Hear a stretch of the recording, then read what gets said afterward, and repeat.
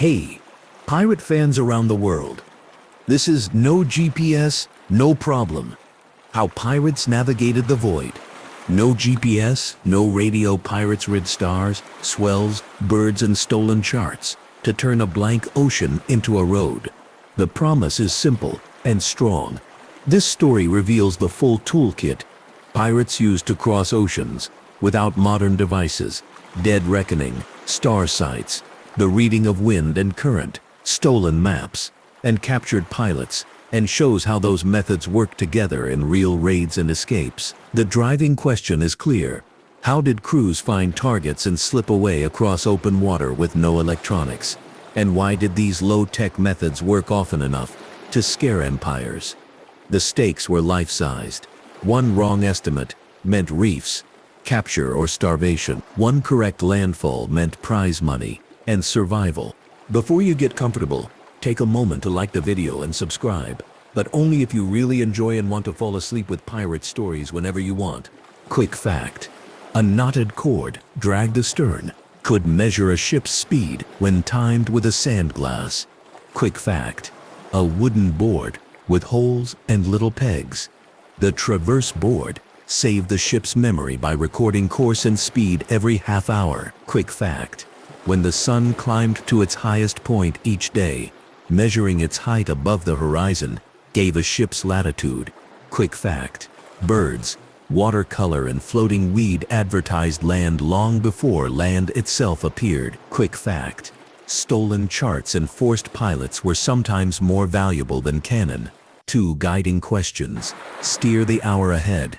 What could pirates actually see, measure and memorize on a featureless sea? And how did rough tools, sharp observation, and human discipline combine to outthink better armed navies? By the end, a full navigation day will be rebuilt from the deck up, and a chase and escape will be tracked with methods that are older than most nations. Picture a sea chest opened near the helm. Inside, a small but serious collection of tools. A magnetic compass, practical and worn. Its cards steady enough in calm and trembling. A little when the ship shivers. A traverse board, round and simple, with peg holes arranged in rings. Each ring marks a half hour of the watch, and pegs show the course steered and the speed made. There is a log line, a long cord knotted at measured intervals, and attached to a wooden chip shaped like a slice of a circle. When the chip is thrown astern and the line pays out, the number of knots passing a sailor's fingers during one turn of the sandglass converts to knots of speed. There is a lead line for soundings, a marked rope with a heavy lead at its end. The bottom of the lead is cupped and packed with tallow, so it can bring up a sample of the seabed. White sand, shell, soft mud. There are chalk, slates and candles, because ink runs and paper blows, but chalk stays and slate forgives a wave. There are small tables copied by hand or cribbed from a pilot's book. The kit looks humble, and yet it empowers the main method that carried ships through centuries: dead reckoning. Dead reckoning can be said in plain words. Start from a known position. Keep track of the direction steered. Keep track of the speed made. Add time. Then draw or imagine the new position. The beauty of the method lies in its steady, continuous nature. It does not ask the stars for help at every moment. It asks for discipline. The master or pilot estimates a starting point, perhaps the mouth of a known harbor or the last sighted headland. At each half-hour glass, a sailor at the helm calls out the course. The petty officer at the board places a peg in the hole that corresponds to that course and places another peg for speed. Tally the pegs at the end of a watch, and the ship's estimated run can be laid down on a chart or on a slate. So many miles on such and such heading. Errors creep in, as they always do. The wind pushes, the current sets, the helmsman steers a hair wide of the mark. The speed was guessed a little high or low, yet experience corrects drift. The wake against the quarter shows a set. The feel of the helm tells a bias. After hours, a watch officer adjusts the reckoning, shaving off a mile here, adding there, because the sea whispers its corrections to those who watch. Dead reckoning shines where pirates often worked. among islands, along coasts, and on night moves toward targets. Short hops mean small errors. Landmarks allow resets. A cutter slipping from a mangrove inlet to a leeward bay can carry a fresh DR from the last known point. Check with a lead line near the coast, and stay out of sight. On long blue water legs, DR becomes risky, because small errors add up. That is why other methods, celestial sights at noon, reading swells and currents, and collecting signs of land, were blended into the reckoning like spices into a stew. A single day shows the rhythm. At dawn, the helmsman watches the wind, and the officer of the deck notes the ship's head. The glass turns, the pegs advance, the log is hove to check speed. After breakfast, a hand cleans the tallow on the lead and repacks it for a cautious approach later. As the sun climbs, the master begins to watch for local noon to check latitude. By late afternoon, the DR track is compared with the feel of the swells and the color of the water. At night, the pattern continues under stars. None of this is dramatic. All of it is decisive. Reading the living ocean is a skill set that thrives without books. Swell sets, the long, low heaves generated by distant winds, travel like invisible roads. Wind waves, short and choppy, ride on top and can be at angles to the swells below. A trained eye can separate the two and sense a prevailing direction. Cross seas show up where two swell systems meet at angles, a sign of storm belts and far-off weather that can tell a navigator whether the ship has crossed into a different regime. Water color is a quiet clue. The clear, deep blue of oceanic water shifts to a greenish cast near continental shelves, and the pale jade of shoals warns of danger. Suspended silt clouds the sea near river mouths and deltas. Some sailors say the smell of land carries on damp air before sight does. Fish oils, plants, and earth mingle in ways that noses notice. Floating seaweed, sargassum, collects along lines that show where currents meet. Birds speak too. Frigate birds, terns and boobies forage near land or around shoals. Their patterns rise and fall with daylight. When flights head shoreward at dusk, the direction of land is written in the sky. Cloud islands form over warm land in the afternoon heat, tall and white. Near banks and shelves, soundings become a kind of map. The lead line calls out depth numbers that change in a distinctive way as a ship approaches a known bank. The sea is a book of hints, and those hints pair beautifully with celestial checks to reset the dead reckoning clock. Latitude was attainable before longitude because the sky gives away north-south position in two very friendly ways. One is the pole star in northern waters. The height of Polaris above the horizon closely matches the ship's latitude. The other is the sun at local noon, when the sun reaches its highest point for the day, measuring its altitude above the horizon and correcting for the date yields a latitude. Longitude is harder without a precise timekeeper because it depends on east-west rotation and exact time differences. Pirates sailing in the 17th and early 18th centuries lived in the pre-chronometer world. For them, latitude lines were lanes. Longitude was an estimate improved by experience, coastal features and pilot books. But even a rough latitude, kept steady across days, kept a ship running along the right lane for island chains and for the steady river of wind called the trades. Simple instruments did big work. The cross-staff was a yard-like rod with a sliding crosspiece. Hold one end to the eye, slide the crosspiece until its lower edge sits on the horizon and its upper edge touches the sun's lower limb, and read an angle. The drawback: the observer had to stare near the sun, which is not pleasant. The backstaff, a later refinement, allowed the observer to stand with back to the sun and sight the shadow of a vane onto a scale, a safer and steadier approach. Quadrants and early octants measured angles with a plumb bob or a reflected image. The old mariner's astrolabe, heavy brass rings with a rotating alidide, could be used in a blow because weight steadied it, but it was not delicate. In pirate hands, these tools rarely made astronomers proud, but they did what was needed. They gave numbers good enough to keep latitude between the guardrails. Wood warped in humidity brass corroded in salt air, and the motion of a deck added mischief. Sailors learned workarounds, take several sights and average them, avoid the worst roll by choosing a moment in the swell's slow rhythm, shade the instrument to see the sun's edge cleanly, run a quick correction for the sun's semi-diameter, and for the dip of the horizon, as seen from a height above sea level. The tone of this craft is not heroic, it is patient. A calm walk through a noon sight looks like this. The observer watches the sun rise toward its daily peak. With instrument ready, readings begin a bit before the suspected local noon, and continue as the sun climbs. The numbers increase. At some point, the climb pauses. The next minute's reading is the same as the last. Then, slowly, the readings decrease. The maximum is noted. That maximum altitude corrected for the day's solar declination, how far the sun is north or south of the celestial equator on that date, converts to latitude. No equations need to be shouted on deck. An experienced master carries a table or has the steps memorized. The result is carried back to the dead reckoning plot to remove north-south error.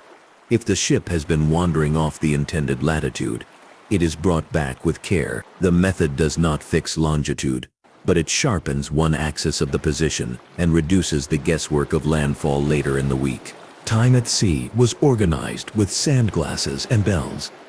The half-hour glass turned a ship into a metronome. Every time the glass emptied, a bell struck the count of half-hours into a watch.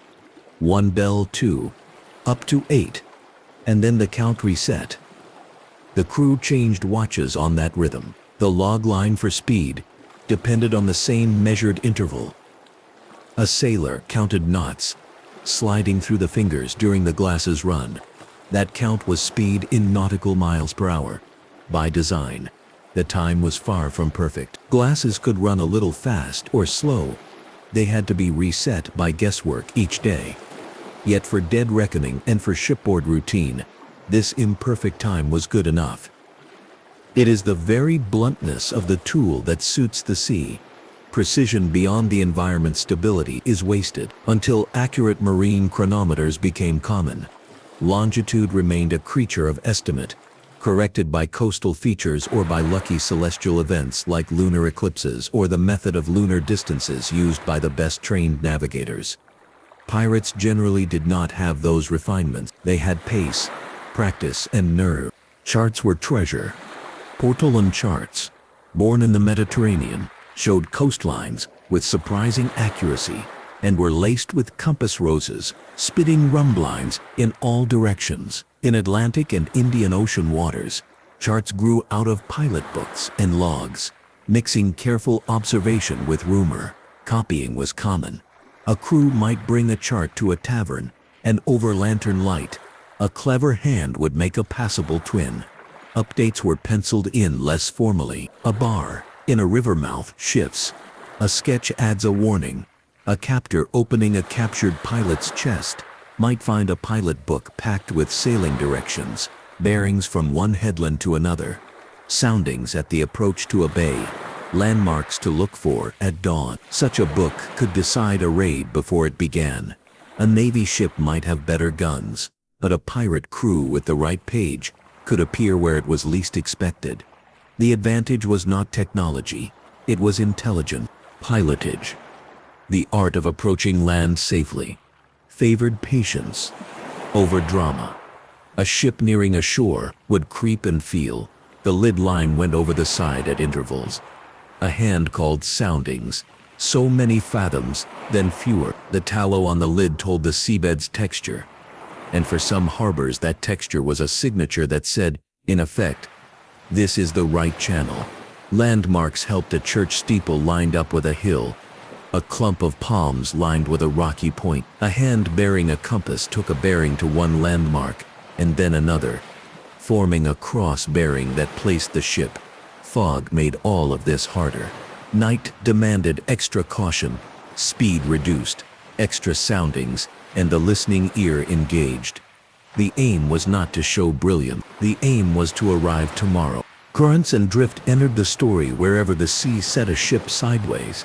The Gulf Stream and the Atlantic, swift and warm, could steal miles eastward from a ship that pretended it did not exist. The Agulas, current off southern Africa, could shove vessels where they did not plan to go and add teeth to waves when wind opposed it. Trade winds blew in belts, steady enough to be names rather than weather reports. Monsoon winds reversed on a schedule that turned seasons into calendars. Pirates used these flows like conveyor belts and avoided hostile ones near capes and banks. The wake told tales. If it curled odd against the rudder, a set was at work. Bubbles from the bow moved not straight aft but sideways past the quarter. The helmsman felt the need to keep nudging the wheel to hold a heading, which meant the ship was fighting a push. All of this rolled into the dead reckoning updates. No instrument needed beyond attention and humility. In the Caribbean, an island-hopping playbook emerged from practice. Preferred lanes threaded the Antilles with wind and current in mind. Reefs and keys, deadly to strangers, became shields for locals. A vessel that drew little water could sail where a pursuer dared not. Mangrove mazes offered routes invisible to a deep-drafted man-of-war. Anchorages behind elbows of land hid ships from common tracks. Careening sites, quiet beaches with high tides, doubled as repair yards. Watering places, woodlots, and food markets aligned with seamanship needs. Fill casks, patch sails, mend cordage, then vanish along a line of small islands. A frigate might chase a pirate down a clear channel. The pirate, knowing a cut through corals by soundings and color, would cross a shoal with a hand in the chains, call out by the Mark V, and grin when the pursuer backed off. These were not tricks, they were local knowledge deployed in motion. In the Indian Ocean and the Red Sea, the wind itself drew a schedule. Monsoon piracy routes relied on the seasonal reversal. A crew could wait for the wind to turn, and then ride it toward a choke point. Bab el-Mandeb, for instance, where shipping had to pass. Capturing a local pilot could be more productive than firing a broadside. A dock captain knew where the water shoaled and where safe shelter lay under certain winds. Reading doku routes, hugging coasts when the monsoon pressed hard, then jumping offshore when the sea lay down. These choices were navigation in the key of time. The Indian Ocean has its own color and smell, and crews learned to treat its moods with respect. The logic was identical to the Caribbean. Observe, plan, move when the sea allows. Weathercraft gave navigation its safety margins. Clouds foretold more than rain. High mares' tails hinted at wind coming from a distance. Dark anvils warned of squalls embedded in trades. A line of low clouds crouched over warm land in the afternoon heat suggested a sea breeze that might build near dusk. In the pre-barometer days, some officers watched how the sea's surface looked along the horizon, the cat's paws of light gusts or the long glassy tongues of calm, while others tracked how the ship's smells changed and how the rigging sang. Decisions followed simple maxims learned the hard way. Reef early rather than late. Running off with a squall beat broaching. Heaving to in heavy weather preserved crew and canvas, and kept the dead reckoning plot from bleeding error. A ship that panicked in weather lost its place. A ship that slowed on purpose kept it. To feel these methods in motion, a day aboard a pirate sloop can be imagined in calm detail. Dawn draws a pale line along the east. The wind is fair, a small-boned trade that combs the sea into low lines. The helmsman keeps the compass card steady on a heading just abaft the beam wind. The officer of the watch checks the traverse board. Pegs line the first ring for the first half hour. Course west by south. Speed 4 knots. The glass is turned. The smell of boiled porridge drifts from the small galley. A boy on the foredeck watches flying fish jump and points to a seam of seaweed. An older sailor nods and looks to leeward, confirming the current line's direction. The log is hove. The chip sits in the water like a small anchor while line slips through fingers. There is a count during the glass's run, and speed is announced, perhaps a hair under 4. The officer shifts a peg to mark the change. By mid-morning the swell feels more even, and the ship's motion steadies. The master checks the cross-staff for damage, and rubs a smear of soot on an edge to cut glare. Noon approaches. A quick wash of the instrument's scale removes salt. The sun climbs, and the observer begins to take readings. A sailor holds a slate and chalk, recording angles called out in a neutral voice. The numbers grow, pause, and fall. When the maximum is agreed upon, the observer steps to the shade and works with a small table. The declination for the day is known, captured from an almanac or copied months ago from some learned book, and the latitude is computed. The master smiles. The ship has held the intended band within a handful of miles. The number is carried to the dead reckoning plot on the chart. A small correction to north-south is made, and the course for the afternoon is confirmed. Afternoon brings watercolor changes that raise the mind's eyebrow. The deep clear blue takes on a tinge that suggests a shelf is nearer than it was. Out comes the lead line. Soundings show a gentle rise from 40 fathoms to 32, then 30. The tallow returns with pale sand. The master scratches a note on the slate, white sand, at 30 fathoms. A memory says that a certain bay begins to show such sand at these depths. Several leagues out, the breeze freshens slightly, and the rigging hums a little higher. A tern glides past, then a pair. Far ahead, a puff of stationary cloud sits over a point of land that should be on this latitude. The dead reckoning track and the signs agree. Confidence grows, not bravado, just confidence. Evening softens the light and makes silhouettes of anything that sticks above the water. If a target is being followed, this is the hour for careful distance. A pirate crew in pursuit keeps its profile low and its lanterns hooded. The compass still tells the heading, but the sky adds lines to steer by. A familiar bright star floats a hand's width above the bowsprit. Keeping it just so holds the course. Surf on a reef barks a regular note, and the distance can be guessed by how sharp that note sounds. The helm eases a point to avoid an unseen shoal suggested by sound. The watch changes with the bell, and the traverse board pegs march around their circles. The pattern is the ship's heartbeat. Now step away from the familiar Atlantic and look at currents with stronger character. The Gulf Stream's western wall can be sharp. A ship sailing north in its core sees speeds that feel like a gift. A ship crossing it, eastward, watches the set carry it away from its intended line like a leaf on a river. The experienced master plans the cross, aiming up current to arrive on time and on course. The Agulhas, off southern Africa, does another trick.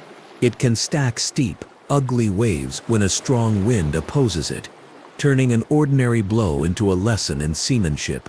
Good navigators do not let pride talk them into such a region at the wrong hour. They wait, or they choose another path. In the Pacific, travelers read swells that ran for thousands of miles and used island clouds as road signs. Pirates rarely worked far out into the Pacific's giant spaces, but the same logic ruled anywhere the sea had lanes and season. The toolbox also included memory devices beyond boards and slates. Crew trained by repetition turned the watch system into a living recorder. Each half hour had a task. Each task had a voice. The lead was hove at a set call near coasts. The glass turned with a hand trained to feel when the sand thinned and ran. A petty officer at the board could, if asked, recite the last watch's courses and speeds without looking. In a vessel where many could die from a single casino of rocks at night, this memory was not a luxury. It was the difference between legend and loss. Discipline, the quiet kind, made low-tech navigation work. Sometimes pirates won a battle before sails were even hoisted. Interrogated logs, taken from prizes, revealed routes and watering places. A captured pilot sealed the advantage. A short sentence spoken on a quiet deck. Keep the headland at 3 points off the starboard bow until the soundings fall to 12. Then bear up for the river mouth could be worth more than a dozen gunners. There are accounts of prisoners who guided ships through complex channels under promises of pay, threats, or both. In those moments, navigation was neither art nor science alone. It was human exchange, urgent and risky. When myths and reality are compared, Simple corrections help. The sextant, with its precise mirrors and arc, belongs mostly to a later era. Many pirates used earlier devices and were happy with the practical accuracy those could offer. The famous eye patch story, that one eye was kept dark adapted for night fighting, sounds tidy and cannot be proved widely. Night adaptation does help, but the patch has many other explanations. As for sailing by feel, the phrase should be taken literally. Feel in the helm, the pressure of wind, the rise and fall of a swell, the tremor of a shoal under the keel, the tone of surf. This is not magic, it is trained sensation. Errors deserve as much respect as successes, because the sea is generous with reminders. Dead reckoning accumulates error as surely as a dripping deck fills a bucket. A ship can miss an island by a dozen miles and then spend a day wasting water and tempers looking for it. A reef can rise where a chart promised none, because storms move the sand that made the protection a century ago. A channel can be wrong for a ship drawing a foot more than the book assumed. Fatigue turns a half-degree steering error into miles of drift by midnight. Pride is worse. A master who refuses to slow for soundings near an unknown coast invites a long crunch with witnesses. The recovery stories are simple when told with humility. Heave to until morning, run off to the open sea and reset the latitude. Sound carefully and take cross bearings until the land speaks an unambiguous name. After damage, careen and repair at the first safe beach. The day continued. Rolls on deck were clear. The master set the course and supervised the navigation. The pilot, if present, handled coasts and channels with local skill. The quartermaster kept order among the crew and managed stores and discipline. In some crews, this role shared power with the captain in matters of course. The helmsman steered, taught by feeling the rudder and learning how to keep a heading without weaving. The leadsman stood by the chains, singing numbers into wind. Apprentices learned by doing, standing near the officer who sighted the sun and soaking up the method along with the spray. There were no degrees offered. There was responsibility offered. Those who took it became the next generation of keepers of the board and the glass. The hourly rhythm, when described straight, sounds like a lullaby because of its regularity. The half-hour glass empties, the bell strikes once, the course is called, and the peg set. The log line is hove at the appointed hour, counted by fingers, speed noted. The bell strikes twice. The lead is read at the approach to a coast, and a voice sings, and a quarter less 5, meaning 4 3/4 fathoms. The bell climbs to 8 at the end of the 4-hour watch. The pegs are gathered. A neat hand transcribes the totals to a slate that sums the run. Another glass, another bell. This is a ship's black box long before electronics, redundant, audible, communal, and nearly impossible to fake under the eyes of a crew that depends on it. Case studies give bones to the method. Imagine a short Caribbean strike and escape. A sloop lies hidden behind a low quay, while a target convoy stands along the windward side of an island chain. The sloop's master knows the trade wind's character and the way a current curls around the chain. At dusk, the sloop slips out on a heading that will keep the island silhouette a finger's width above the starboard bow, using a bright star to hold the line. Soundings are taken at intervals to ensure the route crosses a safe saddle between reefs. The log line confirms a steady 4 knots. Just before midnight, the lookout hears surf bark on the outer reef, and the helm eases 2 points to skirt it. Toward dawn, a faint smell of smoke rides the air. Fires on a distant shore or tar boiling on a deck. The sloop alters course by a small measure, and by sunrise the convoy's rearmost ship lies ahead and to leeward. The sloop's position is no accident. It arises from DR, smell, sound, star lines, and several dozen pegs whispering their arithmetic. Consider a monsoon-timed raid. A crew has waited weeks in a quiet inlet, mending sails and trading in a small port where news arrives on dow decks. The wind begins its seasonal turn.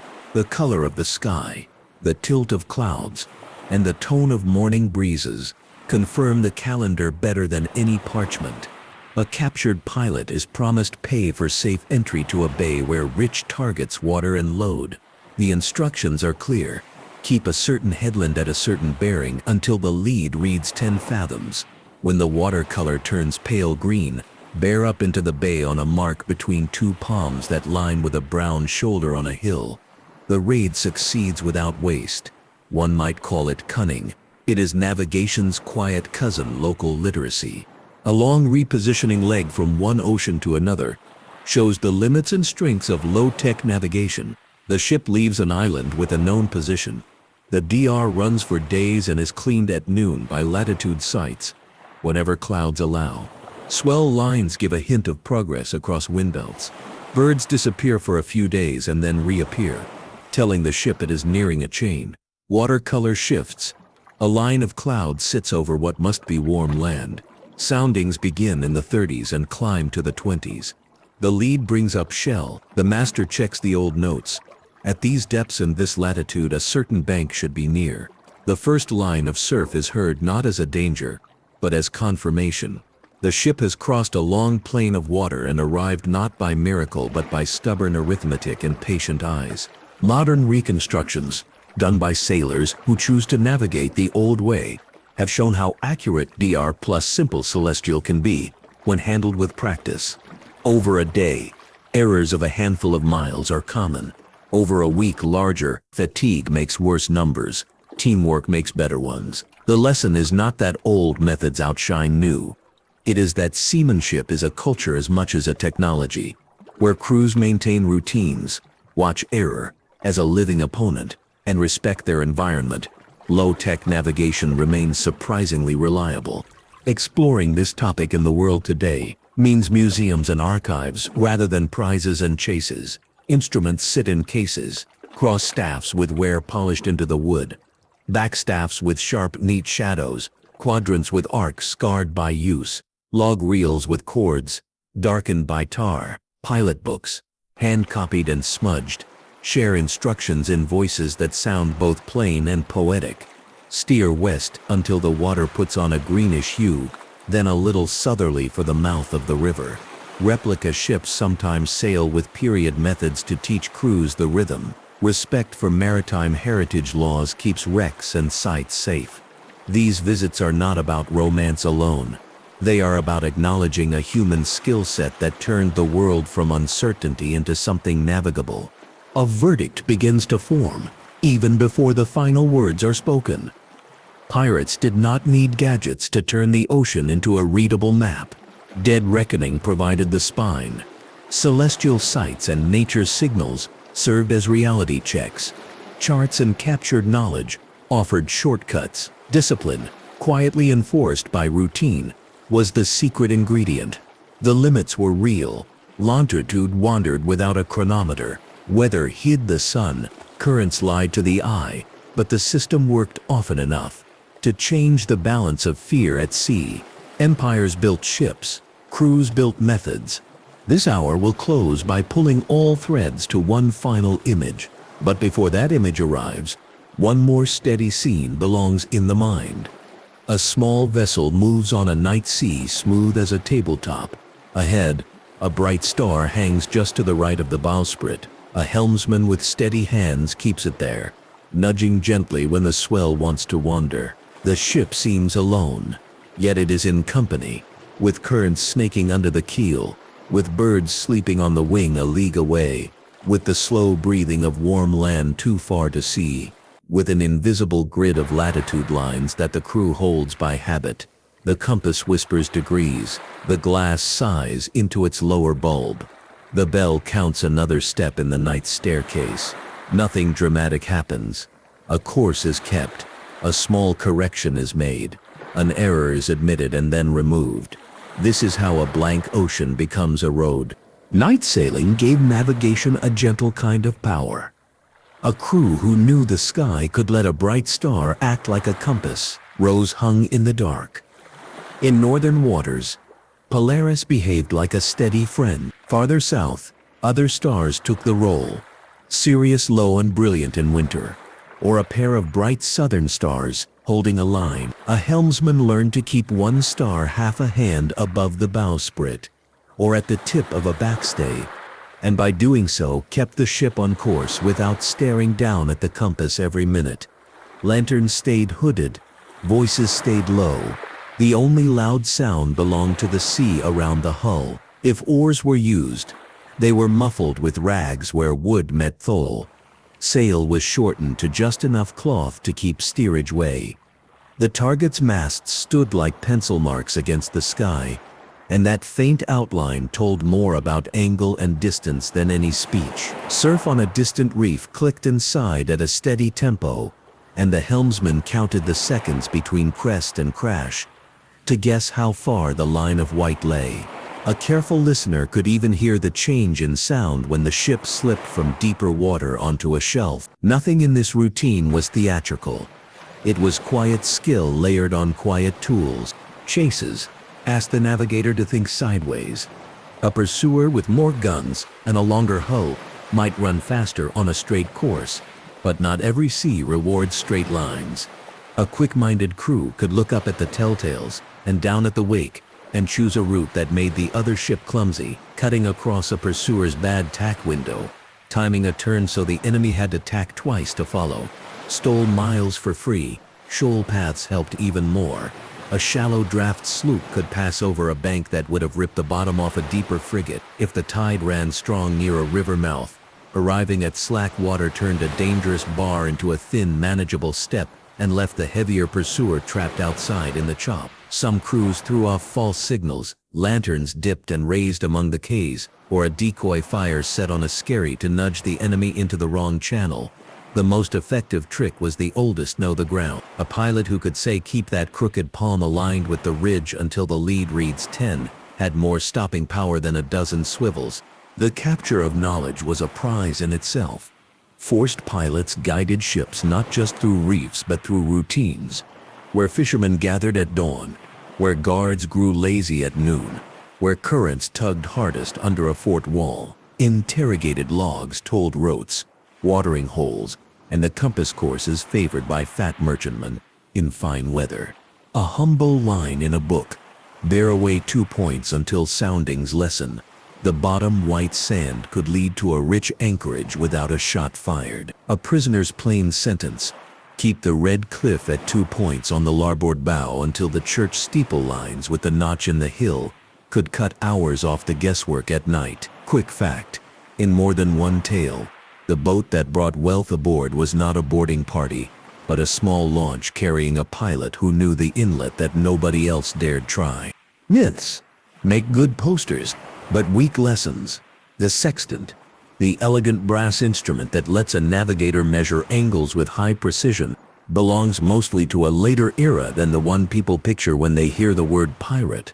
Many crews at the height of pirate legend used cross staffs, backstaffs, and quadrants, and they did just fine for latitude.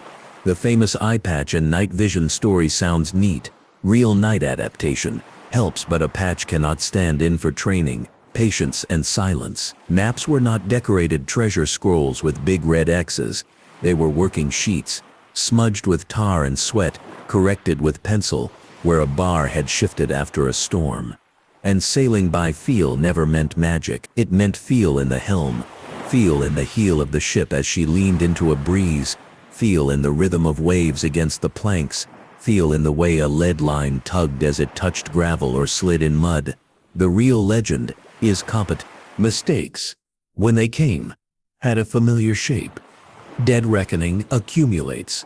Error, the way a deck accumulates dew, quietly, drop by drop. 1 degree off in steering can move a ship a mile off course every hour. A current unrecognized can shove a track sideways until by evening the intended landfall sits where the eye swears the sea is empty. Fog turns cliffs into rumor. A helmsman, tired from double watches, weaves a fraction, and a fraction becomes a mile, and a mile becomes the wrong channel. Pride magnifies all of this. A captain who refused to heave to for soundings near an unfamiliar coast sometimes heard too late the long gravelly scrape that means the keel has found the bottom's truth. Recovery demanded the same calm. The error lacked. Heave to at once. If in doubt, run off into safe water and reset the latitude by noon sun when it returns. Put out boats to kedge, carry an anchor ahead in a launch, drop it, and haul the ship off inch by inch with the capstan while she floats on a rising tide. Lighten the hull if needed. Move guns inward, pump bilge, throw spare ballast overboard, and when free, resist the itch to prove courage. Take soundings, mark bearings, start again. It is better to arrive late than to arrive splintered. Crews divided navigation labor in a way that made the ship a little city. The master commanded the course and the big choices. The captain, on a pirate vessel where power could be shared, managed action and authority. The pilot, when one sailed aboard, became the voice of the coastline, and his word on shoals carried more weight than a roar from the quarterdeck. The quartermaster watched stores in fairness and often had a say in where to run. Since a lean larder makes even brave men cautious, the helmsman drove the ship with a pair of hands trained to think ahead of the rudder. The leadsman stood in the chains and sang numbers with a long pole's cadence in his voice. Apprentices ran, fetched and watched and learned by standing near those who did important jobs with unimportant expressions. The whole deck formed a single listening instrument at dawn and dusk. In that orchestra, nobody was a soloist for long. The watch rhythm gave the day its bones. Half-hour glasses turned. Bells struck the count. 1, 2, 3, up to 8. Then the watch changed. Dog watches in the evening, 2 short watches shifted the pattern so no crew kept the same hours every day. Heave the log, mark the board, turn the glass. Became a heartbeat. A sailor on the board pushed pegs in a simple, reliable code only his shipmates needed to read. If a squall rushed in, the rhythm bent but did not break. Shorten sail, keep steerage, feel the wind's edge, keep the pegs moving. When the squall passed, a calm could be just as busy, for a glass that measures nothing demands attention too. The point of the rhythm was not ceremony. It was memory. When a ship holds a memory, she forgives more human error. A full pursuit and escape can be traced with these tools alone. Picture a merchantman fleeing downwind toward a strait and a smaller raider shadowing in the dusk.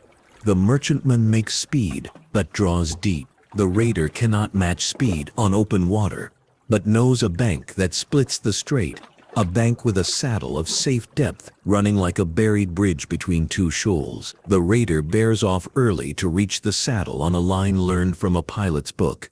Keep the low point on the headland, just at the starboard cathead. When the lead brings white sand, haul up. Soundings confirm the approach. 18 fathoms, then 15, then 12, then a gentle rise to 9 and no less. The raider crosses. The merchantman is forced to go around. In that slow hour, the distance vanished. The raider emerges on the other side, now to windward and in position to choose the next turn. No cannon had to be fired to win the geometry. The sea does the arithmetic for the patient. A second case rests on monsoon timing. A pirate crew hides for weeks behind a low island, repairing rigging and boiling tar, while trading bits of cloth and stories with local fishers. The air changes, morning smells shift, and the afternoon sky lays a thicker, taller cloud over warm land. Old hands nod.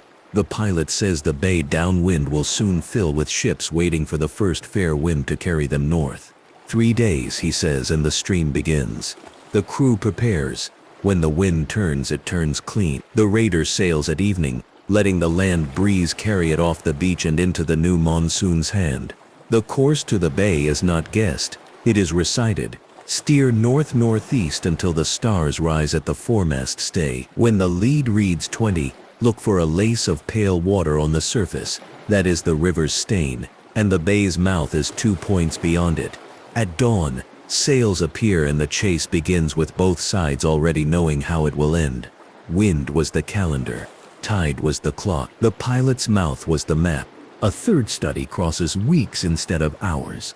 A crew needs to reposition from one island group to another far to the east. They leave at dawn with a known latitude. The next 10 days fall into a simple pair dead reckoning by day and night, and a noon sun check whenever clouds permit. Sometimes the sight is rough, sometimes it is not possible, sometimes it is perfect.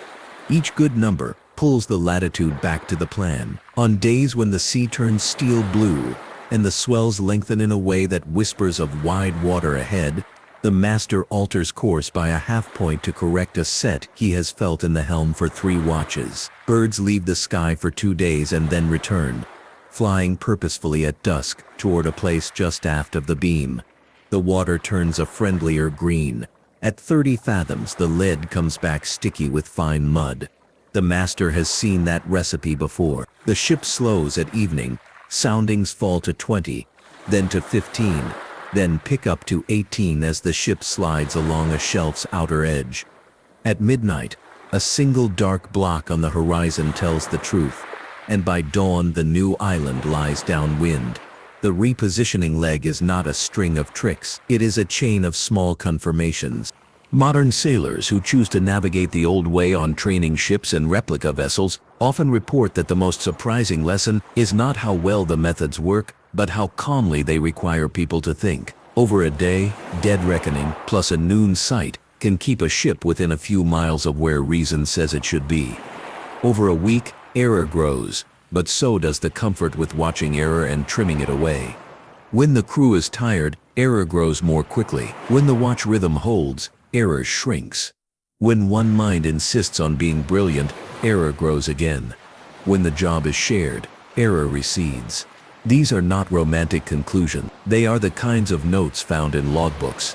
Overcast, no noon sight, held latitude by DR, adjusted for set felt in helm, landfall next morning as planned. The result is not an argument against modern devices. It is a reminder that seamanship is older and broader than any gadget. For anyone drawn to learn more, the world offers places where the past sits within arm's reach. Instruments, simple and beautiful, rest in cases with their edges darkened by use. Cross staffs with modest scars that tell of hot hands and bright days. Back staffs with clean shadow lines. Quadrants with arcs touched 1,000 times by fingers stained with pitch. Old pilot books contain lines without flourish that carry whole coasts in a sentence. If the water is of a brownish cast, you are too near the bar. Haul a point to seaward. Replica ships sometimes let visitors watch a noon sight taken in the old way. And the observer's quiet, that will do, feels like a small chord played in tune across 3 centuries. Quick fact, maritime heritage laws protect wrecks and archaeological sites because careless curiosity can undo in minutes what the sea protected for lifetimes. Respect is not a speech. It is a choice to look and leave. The verdict on how pirates truly navigated the so-called void can now be spoken plainly. Dead reckoning formed the spine of the method, steady, continuous, and honest about its own limits. Celestial checks, mostly at noon, reset the north-south error whenever the sun allowed. Nature reading added texture, swells, birds, watercolor, the smell of land, and the way clouds built over warm ground. Charts, pilot books, and captured knowledge acted like shortcuts through complexity, and sometimes they mattered more than canon. Timekeeping by glass and bell ran the ship and made the log line speak in simple, useful numbers. Discipline was the quiet secret that made all of this better than the sum of its parts. The ocean was not empty. It was covered in writing, soft writing, yes, and in a script that only steady eyes could read, but writing all the same. A calm ending fits best. Imagine one last night watch. The sea is long and low. The sky is clean. A star sits just where the helmsman wants it, and he keeps it there.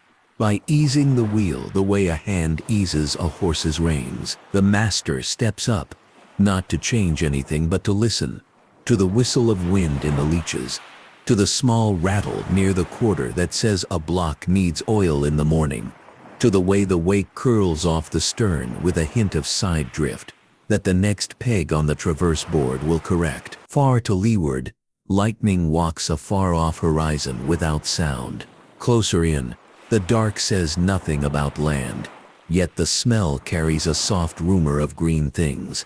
The bell counts another half hour, measured and old. The glass turns.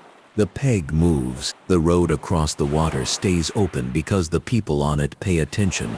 A brief recap closes the circle without raising the voice. With patience, pattern reading, and teamwork, pirates turned empty ocean into a readable map. They did it with a compass, a board with pegs, a knotted line, a glass of sand, a length of lead on a rope, a handful of angles taken under the sun, and the habits that make small errors smaller. Empires built ships with thick sides and big names. Crews in small vessels often beat them to a prize because the sea forgives attention and punishes noise. A thank you goes, in a steady tone, to those who keep these methods alive, to sailors who teach, to curators who care for fragile wood and brass, to writers who resist the urge to gild a plain truth, and to listeners who prefer understanding to legend. No gadgets, just seamanship. The ocean was never empty to those who knew how to read it.